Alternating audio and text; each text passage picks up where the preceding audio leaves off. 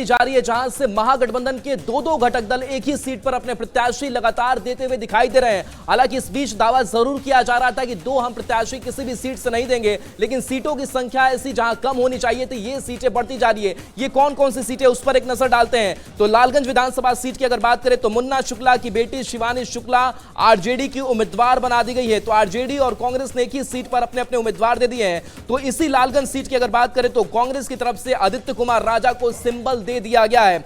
वैशाली की सीट की अगर बात करें तो यहां से आरजेडी ने अजय कुशवाहा को टिकट दिया है। तो कांग्रेस ने भी पीछे नहीं देखा है और अपने प्रत्याशी इस सीट पर दे दिए। कांग्रेस ने संजीव सिंह को सिंबल इस सीट पर दे दिया है। तो ऐसी सीटों की संख्या लगातार बढ़ती जा रही है, जहां पर आरजेडी वर्सेस कांग्रेस की लड़ाई देखने को मिल रही है।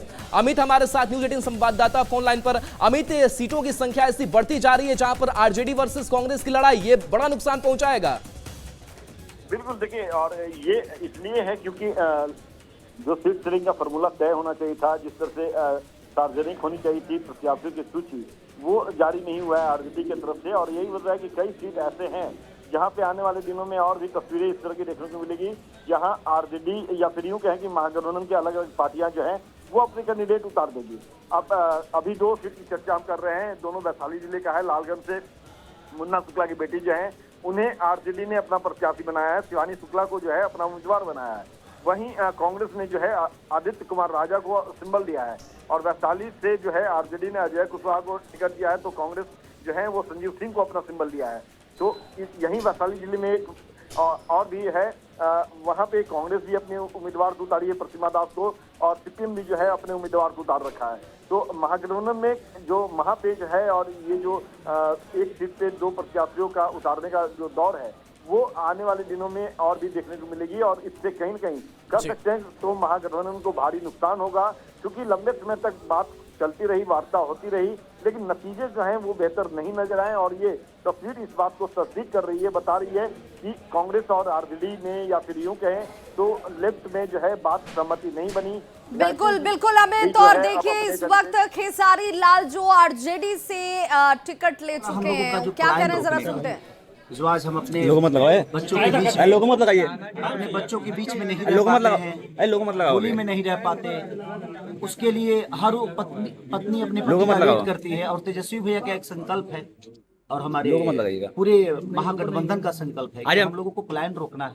उसके लिए हमें रोजगार की व्यवस्था जो भी हो सकती है, देखिए एक बार बदलने की जरूरत है। अगर आपको लगे कि नहीं सही, हम अच्छे नहीं है, तो हमें भी बदल देना। हम ये नहीं कह रहे हैं कि हमें रेगुलर कर देना, आप एक बार बदल के तो देखो बिहार बदलता है कि नहीं। हमने अभी बिहार को बदला ही नहीं, हमने अपने सोच में कभी बिहार को बदलते हुए देखना नहीं चाहे, इसलिए शायद बिहार अभी तक नहीं बदला। और हमारे तेजस्वी भैया का ये संकल्प है और हमारे पूरे महागठबंधन का संकल्प, और मुझे लगता है कि पूरे बिहार का ये संकल्प है कि हम लोग बेरोजगारी से बहुत जूझ रहे हैं। बिहारी शब्द जब आता है तो लोग गाली के हिसाब से उसको लेते हैं। हम हर शहर में जाकर मजदूरी करते हैं और हमें दुनिया मजदूर समझती है। अगर हम अपने शहर में, अपने घर में मजदूरी करेंगे ना, तो हमें लोग मजदूर नहीं, हमें अपने घर। और देखिए खेसारी लाल को आप सुन रहे थे, जो कह रहे हैं कि बिहार को बदलना है, इसीलिए महागठबंधन के साथ हूं। महागठबंधन से जुड़ी हुई बड़ी खबर आ रही है, जिसमें वीआईपी ने 14 सीट पर अब अपने कैंडिडेट को क्लियर कर लिया। आलमनगर, गौड़ा, बौराम, दरभंगा शहर, इन 15 सीटों पर चुनाव लड़ने वाली है वीआईपी पार्टी, और 14 सीटों पर उनकी तरफ से उम्मीदवार क्लियर कर लिए गए हैं। आलमनगर, गौरा बौड़ाम, दरभंगा शहर, कुशेश्वर स्थान, औराई, बरुराज की सीट वीआईपी के खाते में गई है। केसरिया, सिकटी, निर्मली, ये इन सीटों की चर्चा जैसे हम आपके सामने इस वक्त कर रहे हैं। इनमें कटिहार, गोपालपुर, बीरपुर, लौरिया की सीट जो बहुत अपने आप में महत्वपूर्ण होती है। सीधे रुक कर लेते हैं सहयोगी राहुल का, और राहुल से जानते हैं कि आखिर और कौन कौन सी सीटें हैं जिस पर स्थिति वीआईपी की तरफ से क्लियर हो गई है। बिल्कुल, देखिए वे बात, जो कभी वीआईपी 60 सीटों का दावा शुरुआती दौर में कर रही थी, वो अब 15 सीटों पर सिमट चुके हैं। लेकिन इसके साथ साथ एडजस्टमेंट भी बड़ा हुआ है। कहा यह गया है, वादा यह किया गया कि आपको एक राज्यसभा की भी सीट देंगे, यानी कि राज्यसभा भेजेंगे। इसके साथ साथ 2 विधान परिषद की सीट भी हम आपको देंगे। तो आरजेडी की तरफ से यह वादा किया गया, जिसके बाद से तब जाकर के कहीं मुकेश सहनी माने हैं, और अब 15 सीटों पर बात बनी। हालांकि 14 सीटें जिनकी एक एक करके नाम हमने बताए। खुद गौड़ा बौराम की अगर बात करें तो यहां से प्रत्याशी के तौर पर खुद मुकेश सहनी होंगे। केसरिया की तस्वीर जो है वो साफ हो चुकी है प्रत्याशी के तौर पर, लेकिन इसके बीच कह सकते हैं कि अभी एक आध सीट है जिस पर बातचीत अभी चल रही है। विभा।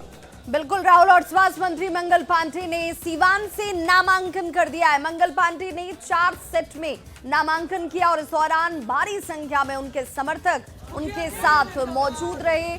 नामांकन के बाद उन्हें फूल माला से समर्थकों की तरफ से देखिए जैसे लाद दिया गया हो। मंगल पांडे ने कहा कि उन्हें भरोसा है कि सीवान की जनता का आशीर्वाद उन्हें मिलेगा। मंगल पांडे की आशीर्वाद यात्रा में उत्तराखंड के मुख्यमंत्री पुष्कर सिंह धामी और यूपी के डिप्टी सीएम केशव प्रसाद मौर्य भी शामिल रहे।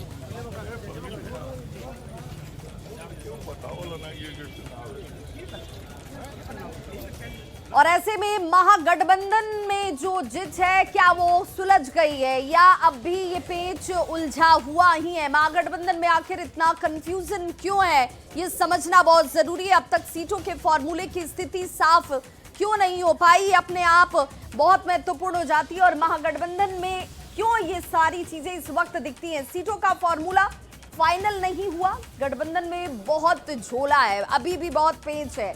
सीटों के नंबर का ऐलान होना औपचारिक तरीके से अब भी बाकी है, क्योंकि यहाँ कई सीटों पर फ्रेंडली फाइट जो है वो खुद महागठबंधन के दल आपस में ही करते हुए नजर आ रहे हैं। गठबंधन के उम्मीदवार एक दूसरे के आमने सामने हैं, यानी एक दूसरे से ही फ्रेंडली फाइट उनकी चलती हुई नजर आएगी। बछवाड़ा में सीपीआई वर्सेस कांग्रेस होने जा रहा है। वैशाली की बात कर लें तो आरजेडी वर्सेस कांग्रेस जो है वो नजर आता है। कहलगांव की बात करें तो कांग्रेस वर्सेस आरजेडी यहां पर भी है, यानी एक दूसरे के आमने सामने। जाले में कांग्रेस वर्सेस आरजेडी ही है, ये महागठबंधन के ही सहयोगी दल हैं।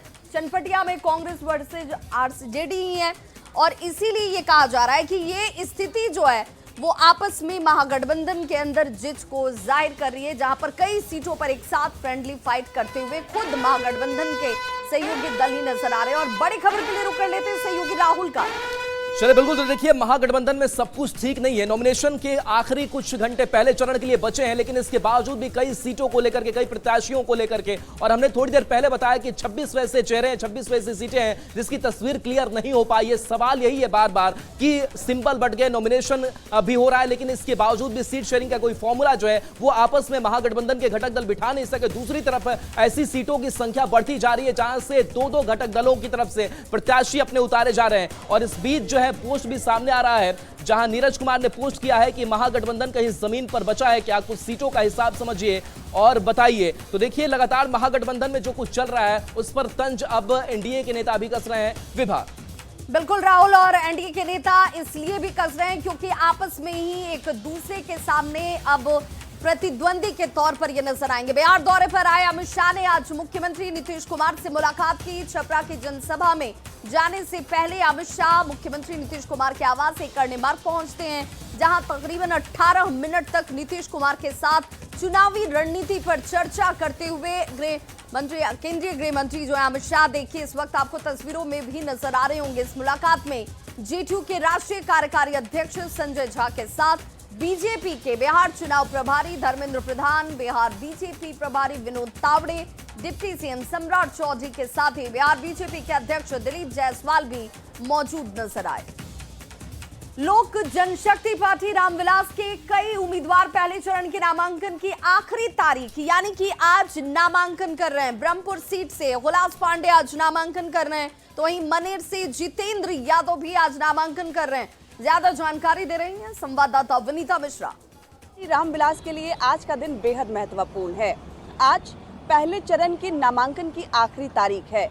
ऐसे में पार्टी के कई उम्मीदवार आज आखिरी दिन अपना नामांकन कर रहे हैं और इसी सिलसिले में महुआ सीट, जिस पर लगातार बातचीत का दौर जारी रहा और फाइनली महुआ सीट लोक जनशक्ति पार्टी रामविलास को मिली और उस सीट पर भी आज नामांकन किया जा रहा है। महुआ से संजय सिंह नामांकन कर रहे हैं।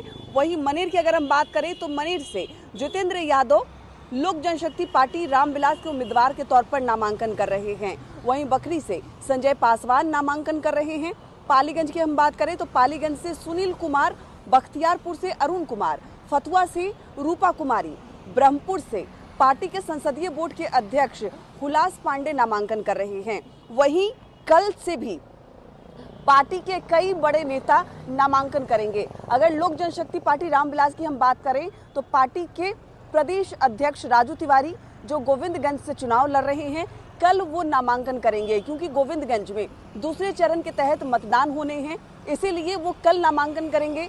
नामांकन की पहले चरण के तहत आज आखिरी तारीख है। ऐसे में जहां जहां प्रथम चरण के तहत चुनाव होने वाले हैं, पार्टी लोक जनशक्ति पार्टी जहां जहां चुनाव लड़ रही है उसके उम्मीदवार आज ही नामांकन कर रहे हैं, क्योंकि एनडीए में सीट बंटवारे में काफी देरी हुई, सीटों पर जो पेच था वो फंसा हुआ था। ऐसे में समय कम मिला, यही वजह है कि पार्टी के कई नेता जहां जहां पहले चरण के तहत चुनाव हो रहे हैं, आखिरी दिन वो नामांकन करते हुए नजर आ रहे हैं। विनीता मिश्रा, न्यूज़ 18 पटना।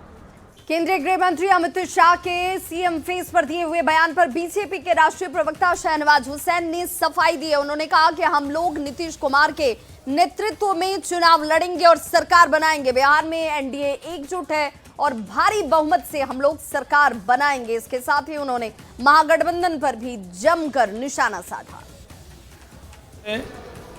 उम्मीदवारों की घोषणा हो गई है।